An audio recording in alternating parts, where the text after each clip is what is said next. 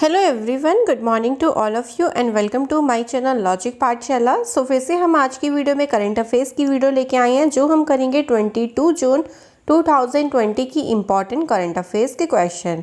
तो गाइस, अगर आप मेरी वीडियो रोज़ देखते होंगे तो आपकी एक वीडियो में मैं आपको 10 क्वेश्चंस कराती हूँ, लेकिन ये 10 क्वेश्चन से बहुत ज़्यादा इंपॉर्टेंट है आपके अपकमिंग एग्जाम के लिए। एंड लास्ट में गाइस एक क्वेश्चन दिया जाता है जो आपकी प्रैक्टिस के लिए होता है। So please attend the question जो आपको वीडियो के एंड में दिया जाता है। वीडियो का PDF फाइल का लिंक आपको डिस्क्रिप्शन बॉक्स में मिल जाएगा। एंड अगर आपको वीडियो पसंद आए so please like share subscribe my channel and please video को पूरा देखें because it's very very important for your competitive exam. So चलिए गाइस स्टार्ट करते हैं फिर से एक स्माइल के साथ हमारी आज की वीडियो एंड देखते हैं आज इंपॉर्टेंट क्वेश्चंस हमारे क्या क्या होने वाले हैं। तो गाइस देखिए, सबसे पहला क्वेश्चन की बात कर लेते हैं। तो सबसे पहले क्वेश्चन में पूछा गया है JSW सीमेंट के ब्रांड एम्बेसडर कौन बनी है? Who has become the brand ambassador of JSW cement? तो देखिए, यहाँ पर दो लोगों को ब्रांड एम्बेसडर बनाया गया है। अगर आप फोटो देख रहे हैं तो समझ ही गए होंगे, एक तो सौरव गांगुली हैं और दूसरे सुनील छेत्री है। तो आपको एक ऑप्शन ज़रूर मिलेगा क्वेश्चन में, B A and B option both मिलता है ना, ऐसा ऑप्शन। तो वही आपको ऑप्शन लगा के आना। एंड अगर आपको मान लीजिए किसी एक का नाम दिया दूसरे का नहीं दिया तो एक पे लगा दीजिएगा, ठीक है। लेकिन यहाँ पर दोनों हैं, JSW सीमेंट ने सौरव गांगुली और सुनील छेत्री इन दोनों को ही अपना ब्रांड एम्बेसडर बनाया है। आप ये सीमेंट का एक ब्रांड है, ठीक है। अगर आप सौरव गांगुली के बारे में जानते हैं तो ये वर्तमान में क्रिकेट कंट्रोल बोर्ड यानी BCCI के जो भारतीय क्रिकेट कंट्रोल बोर्ड है उसके अध्यक्ष हैं। और जो सुनील छेत्री हैं ये भारतीय राष्ट्रीय फुटबॉल टीम के कप्तान हैं। और इन्हीं दोनों को ही ब्रांड एम्बेसडर बनाया गया है JSW सीमेंट का। सो ध्यान रहेगा, क्वेश्चन इंपॉर्टेंट है एंड आगे भी क्वेश्चन सभी जो है भी इंपॉर्टेंट रहेंगे आपके अपकमिंग एग्जाम्स के लिए। सो चलते हैं हम अपने नेक्स्ट क्वेश्चन की तरफ। देखिए, जिस क्वेश्चन में ना मुझे एक्सप्लेनेशन आपको अच्छे से देनी होगी वो आप ध्यान से सुने, बिकॉज वो क्वेश्चन में काफ़ी सारी चीज़ें बताने की होती हैं एंड जिस क्वेश्चन में जितना बताने का होता है मैं आपको उतना बता देती हूँ, ठीक है। सो गाइस चलिए यहाँ पे सेकंड क्वेश्चन देख लेते हैं हमारा क्या है। सो देखिए, सेकंड क्वेश्चन में हमसे पूछा गया है कि किसने R&D पोर्टल जिसका नाम है सत्यभामा लॉन्च किया है? Who has launched the R&D portal Satyabhama? So option is B, केंद्रीय मंत्री प्रहलाद जोशी के द्वारा ही R&D पोर्टल के तहत सत्यभामा पहल एक शुरू की गई है। इस पोर्टल को नीति आयोग के NGO दर्पण पोर्टल के साथ जो है वो एकीकृत किया जा रहा है। अब सत्यभामा जो ये पहल है इसकी फुल फॉर्म ध्यान रखना है, इसलिए मैंने साइड में ही यहाँ पे आपको फुल फॉर्म शो करी है बिकॉज फुल फॉर्म भी इम्पॉर्टेंट बनेगी। फुल फॉर्म क्या है? साइंस एंड टेक्नोलॉजी योजना फॉर आत्मनिर्भर भारत इन माइनिंग एडवांसमेंट। अब मैं इस योजना के बारे में आपको थोड़ा सा बता देती हूँ इसका क्या उद्देश्य है शुरू करने का।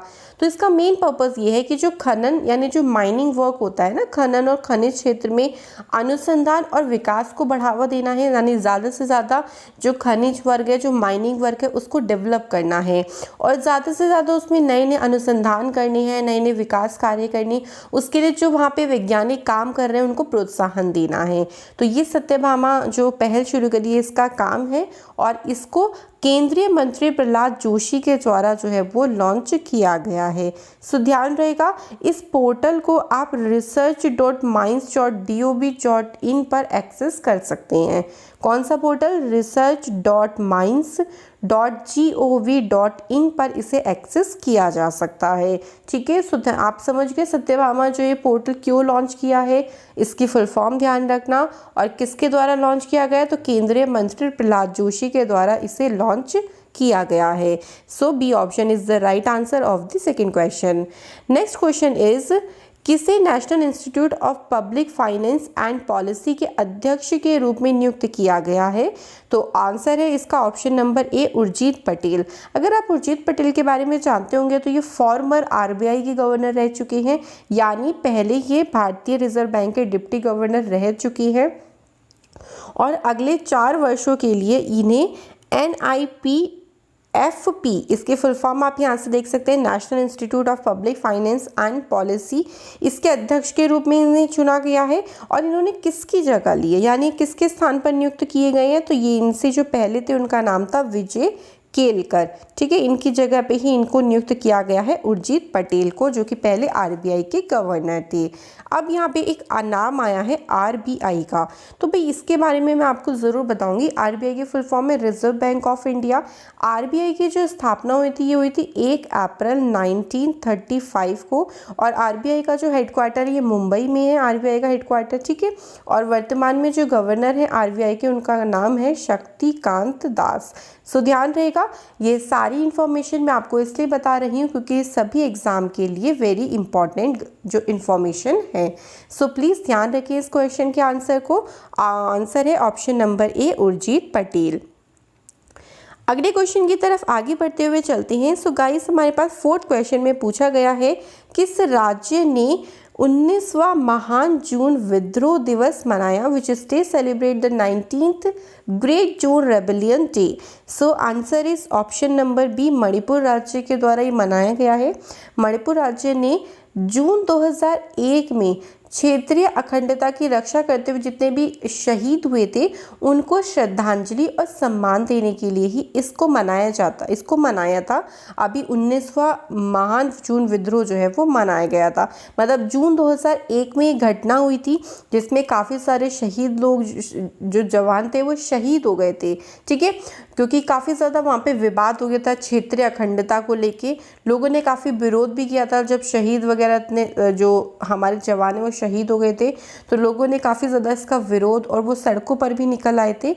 कई स्थानों पर मतलब बहुत ज़्यादा प्रॉब्लम हो गई थी। ठीक है, तो उन्हीं की याद में ही उन्हीं को सम्मान देने के लिए, क्योंकि देखिए वो हमें आप ये देखते होंगे जो जवान हैं वो देश की सुरक्षा करते हुए ही अपना क्या कर देते, जीवन दांव पे लगा देते। तो हमें उनकी रिस्पेक्ट करनी चाहिए और उसके लिए ही काफ़ी ज़्यादा उनके रिस्पेक्ट देने के लिए, उनको श्रद्धांजलि देने के लिए ही बहुत सारे दिवस मनाए जाते हैं। तो ये जो जून विद्रोह दिवस था ये मणिपुर राज्य के द्वारा मनाया गया था। अब मणिपुर की बात हुई है तो यहाँ पे बात कर लेते हैं मणिपुर के बारे में। मणिपुर की कैपिटल जो है वो इम्फाल है। एक मिनट, इम्फाल लिख देती हूँ, इम्फाल। ठीक है, मणिपुर की कैपिटल है। और मणिपुर के जो CM का नाम है उनका नाम है N वीरेन सिंह। ठीक है, और मणिपुर के जो गवर्नर है उनका नाम है नज़मा हेपतुल्ला। अब एक बात यहाँ पे मैं आपको और बताऊँ, जो मणिपुर की बहुत ज़्यादा फेमस है वो क्या है, फ्लोटिंग नेशनल पार्क, यानी तैरता हुआ नेशनल पार्क, जिसका नाम आप ज़रूर ध्यान रखें, केबुल लामजो। कई जगह केबुल लमजाओ भी लिखा होता है, कई जगह केबुल लामजो भी लिखा होता है। तो आप ध्यान रखिए ये ऐसा एक मात्र नेशनल पार्क है जो तैरता हुआ यानी फ्लोटिंग नेशनल पार्क है। और ये कौन सी झील पर है तो ये भी ध्यान रखना है, क्वेश्चन कभी भी बन सकता है। लोकटक झील पर है और जो लोकटक झील है ये भारत में ताजे पानी की सबसे बड़ी झील है। सो ध्यान रहेगा, एक ही क्वेश्चन से आपके बहुत सारे क्वेश्चन तैयार हो सकते हैं अगर आप ध्यान से मेरी बात सुन रही हो तो। सो 4th क्वेश्चन का आंसर है ऑप्शन नंबर बी। अगले क्वेश्चन पे चलें। सो गाइस, अगले क्वेश्चन में 5th में हमसे पूछा है, भारत की कौन सी कंपनी 11 लाख करोड़ रुपए से अधिक बाजार पूंजीकरण वाली देश की पहली कंपनी बन गई है। Which Indian company became the first company in the country with a market capitalisation of over 11 lakh crore rupees. So answer is option number A, Reliance industry, जो बन गई है भारत की पहली ऐसी कंपनी है जिसने 11 लाख करोड़ रुपए से भी अधिक का जो बाजार पूंजीकरण है वो किया है। सो फर्स्ट कंपनी देश की। और अगर हम इसके बारे में बात करें कि जो रिलायंस इंडस्ट्रीज है, अगर आप जानते ही होंगे तो किसकी है, मुकेश अंबानी की। लेकिन शुरू इनके पिताजी ने की थी, इस कंपनी की शुरुआत की थी, लेकिन इस टाइम जो इसके मालिक हैं वो मुकेश अंबानी हैं। और मुकेश अंबानी ने ही दुनिया के टॉप 10 जो अमीर हैं, जो बिलियनियर्स हैं, उनकी सूची में भी अपना स्थान जो है वो रख लिया है। यानी मुकेश अंबानी टॉप 10 जो है पूरे वर्ल्ड के रिचेस्ट पर्सन में भी आ गए हैं। और अभी इन्होंने हाल फिलहाल 11 लाख करोड़ रुपए से भी अधिक का बाजार पूंजीकरण किया है। और ऐसा करने वाला ये भारत की पहली ऐसी कंपनी बन गई है। सो ध्यान रहेगा, option A is the right answer. बस इस क्वेश्चन में देखिए इतना ही है बताने को, ज़्यादा इसके बारे में कुछ और डिटेल नहीं है। सो हम अगले क्वेश्चन की तरफ आगे बढ़ते हैं। सो इम्पॉर्टेंट क्वेश्चन है, बैंकिंग फील्ड से लिया गया क्वेश्चन है। ध्यान से सुने, भारत के किस बैंक ने अपनी लोन प्रक्रिया को पूरी तरह से डिजिटल बनाया है? Which bank of India is completely digitalize its loan process? Option A is the right answer. Bank of Baroda ने, भारत का तीसरा सबसे बड़ा ऋणदाता बैंक है ये, ठीक है, तीसरा सबसे बड़ा जो लोन देने वाला बैंक है वो बैंक ऑफ बड़ौदा है, और इसने ही अपनी लोन की जो पूरी प्रक्रिया है उसको पूरी तरीके से डिजिटलाइजेशन बना दिया है। यानी अगर आपको छोटा उद्योग खोलना है, आपको मध्यम उद्योग खोलना है, आपको छोटे व्यवसाय के लिए लोन चाहिए, तो आप पूरी तरीके से आप क्या हो गया है, पूरी तरीके से डिजिटलाइजेशन हो गया है। बैंक अगले 6 महीनों में अपनी रिटेल और MSME को प्रक्रियाओं को डिजिटल बनाने की योजना पर काम कर रहा है। यानी पूरा जो प्रोसेस है वो आप क्या कर सकते हो, आप अपने फ़ोन से, आप अपनी बैंकिंग के थ्रू, नेट बैंकिंग के थ्रू, मतलब हर चीज़ आप अपने फ़ोन से, इंटरनेट से कर सकते हो। बैंक जाने की आपको आवश्यकता नहीं पड़ेगी। डिजिटलाइजेशन का मतलब यही होता है कि पूरी तरीके से आप क्या हो गए हो, नेट पे, आप नेट के थ्रू सारी चीज़ें जो है अपने फ़ोन से, एप्लीकेशन के थ्रू सब चीज़ें कर सकते हो। तो ऐसा करने वाला जो बैंक है वो पूरी तरीके से बैंक ऑफ बड़ौदा बन गए। अब इसकी बात करें बैंक ऑफ बड़ौदा की, तो इसकी स्थापना जो हुई थी 20 जुलाई 1908 को बैंक ऑफ बड़ौदा की स्थापना हुई थी। इसका जो हेडक्वार्टर है वो वडोदरा में है। जो ये वडोदरा है ये गुजरात में है, और CEO जो वर्तमान में है उनका नाम है संजीव चड्ढा, ठीक है। तो ये भी साथ ही साथ ध्यान रखें। तो मैंने आपको लास्ट वीडियो में काफ़ी सारी बैंकिंग इन्फॉर्मेशन दी थी, अगर आपने वो वीडियो नहीं देखी हो so please check the video, आप ज़रूर देखें, वहाँ पे आपको बहुत सारी बैंकिंग के टर्म्स मैंने आपको बता दिए थे। अगले क्वेश्चन की तरफ चलते हैं। तो पूछा गया है किस देश के पहले राष्ट्रपति जिनका नाम था एलबासी नूर सुल्तान नजरबायेव का कोविड-19 टेस्ट जो है वो पॉजिटिव आया है? Answer is option number C, Kazakhstan के ये पहले राष्ट्रपति थे। इनका जो कोविड, अभी हाल फिलहाल में इनका जो कोविड टेस्ट है वो पॉजिटिव आया है, ठीक है, ध्यान रहेगा। अब अगर बात करें कजाकिस्तान की, ठीक है, तो कजाकिस्तान की जो राजधानी है उसका नाम है एस्टाना। कजाकिस्तान में जो मुद्रा करेंसी चलती है वो कजाकिस्तान तेंगे चलती है, तेंगे, ठीक है, ध्यान रहेगा। बाकी और इसमें देखिए कुछ नहीं है बताने को, और ज़्यादा क्योंकि राष्ट्रपति थे, पहले राष्ट्रपति थे। चलो वर्तमान वाले राष्ट्रपति भी मैं बता देती हूँ आपको, वैसे कजाकिस्तान के पूछे नहीं जाएंगे एग्जाम में। उनका नाम है कासिम जोमार्ट, ये तो वर्तमान के राष्ट्रपति हैं, और ये जो फोटो देख रहे हैं आप ये पहले राष्ट्रपति थे जिनका कोविड-19 टेस्ट जो है वो पॉजिटिव आया है। कजाकिस्तान में लगभग 16,000, आप मान लीजिए 16,000 अभी हुए नहीं है बट होने वाले हैं, लगभग 15,800 केस जो है वो इस टाइम कजाकिस्तान में कोरोना पॉजिटिव जो है वो पाए गए हैं, ठीक है। इसका आंसर है option number C is the right answer of the 7th question. आगे चलें अगले क्वेश्चन पे। 8th क्वेश्चन में पूछा है ए बर्निंग उपन्यास का लेखक कौन है? Who is the author of the novel of burning? Answer is Megha Majumdar, option number C is the right answer. Side में फोटो देख सकते हैं, मेघा मजूमदार हैं, और ये साइड में जो देख रहे हैं ये बुक का इनका फ्रंट कवर है। इन्होंने ही बुक जो है वो लिखी है और अभी हाल ही में रिलीज हुई है। ये जो पुस्तक है इसमें 3 पात्रों के बारे में ज़्यादा बताया गया है। सबसे पहला है टॉमी ऑरेंज, सेकंड है याया गियसी, थर्ड है जुम्पा लाहिड़ी के पूरे जीवन के बारे में बताया गया है।